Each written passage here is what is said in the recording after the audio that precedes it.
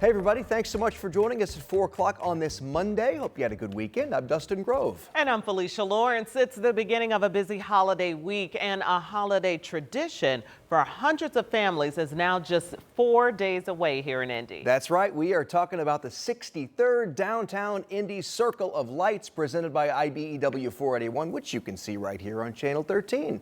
Samantha Johnson joins us live from Monument Circle this afternoon, which is the place to be Friday night. And Sam, you talked to local law enforcement today about keeping everybody safe.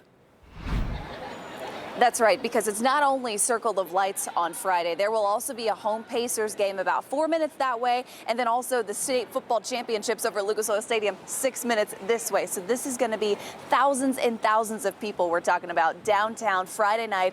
And local law enforcement, we talked to them earlier today, they say they are ready. Take a look at some of this video from last year's Circle of Lights.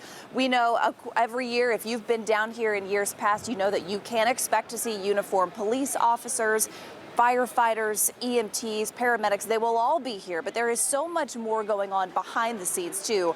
Undercover officers, drones helping with traffic, crews monitoring crowd sizes too. The real-time crime center will also be up and running, acting as almost the eye in the sky for all of the events downtown.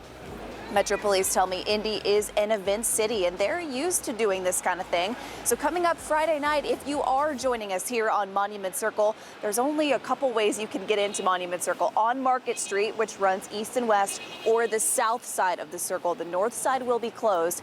Earlier today, we caught up with the deputy chief with the Indianapolis Fire Department, who says for all of us, he recommends coming early and staying late. If we do close off a part of the circle, understand that we're doing that for safety reasons. Be respectful and patient. It will get open once those concerns are addressed, but please respect the deputy fire marshals that are on scene.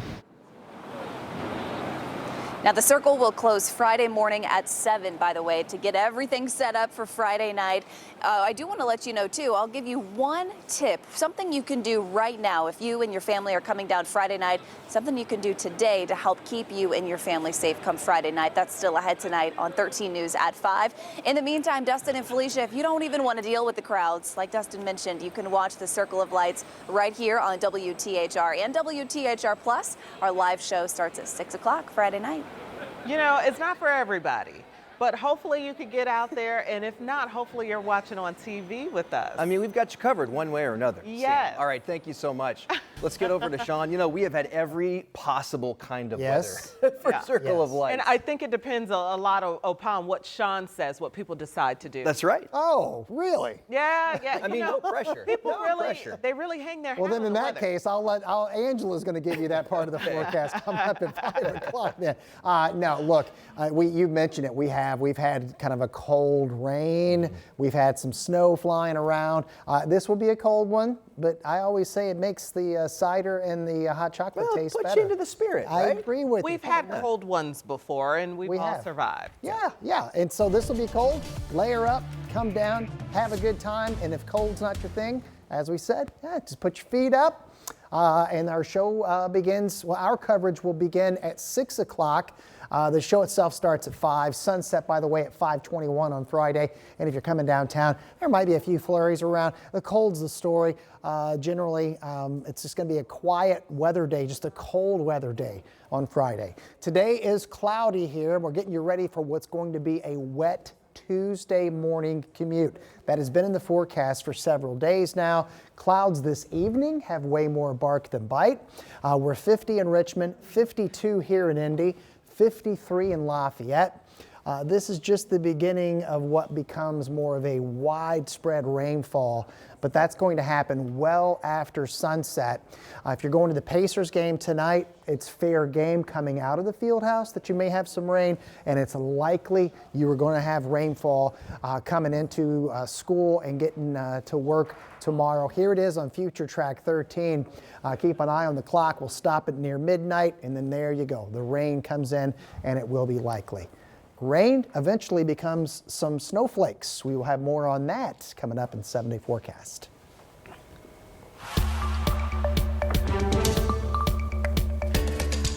A 19-year-old woman has been sentenced to 12 years in prison for her role in planning a mass shooting at Mooresville High School. A judge sentenced Trinity Shockley to 20 years. 8 years are suspended, 12 years will be served in prison, 5 years are on probation. This comes after Shockley agreed to a plea deal last month, pleading guilty to 1 count of conspiracy to commit murder. Investigators arrested Shockley in February after receiving a tip that someone was planning a shooting at Mooresville High School on Valentine's Day.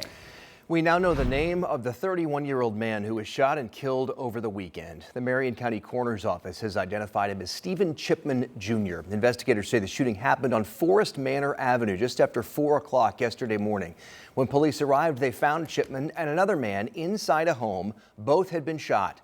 Chipman died at the scene. The other victim was rushed to the hospital in critical condition. About a block away, officers found yet another man who had also been shot, but he's expected to survive. Police are still working to figure out what led up to all of this. Of course, if you know anything that could help detectives, you're urged to call Crime Stoppers.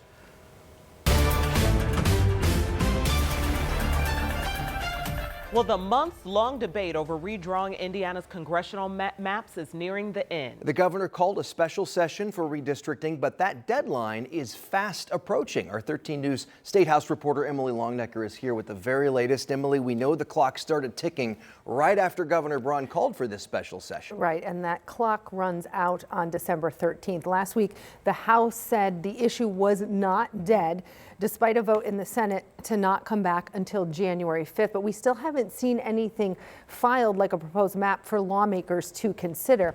Now, under Indiana's Constitution, just because the governor calls a special session doesn't mean lawmakers have to convene for one.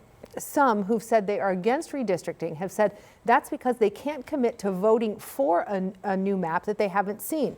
Republican State Senator Chris Garton, who supports redistricting, pushed back against that argument in this post on X. Garton acknowledged that there are what he called numerous potential maps floating around for months now. Garton said in his post, quote, "The only way to have an actual final map for consideration would be to convene for special session and allow the bill to go through the legislative process." But so far, nobody's filed a bill on redistricting for the legislative process to begin, Right, not that we've seen yet, but it stands to reason it would have to happen sometime soon with only a few more weeks to go before that special session deadline comes and goes. House Speaker Todd Houston told his members to keep the first 2 weeks of December open.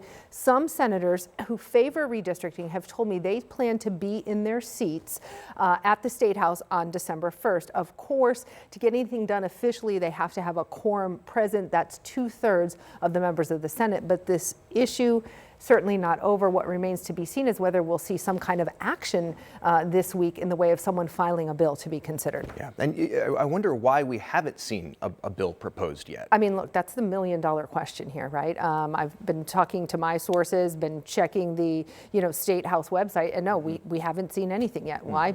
Not sure. Why would someone be hesitant to hang their hat on it when they have said they would vote for it? We just haven't seen anything filed yet. All right, to be continued.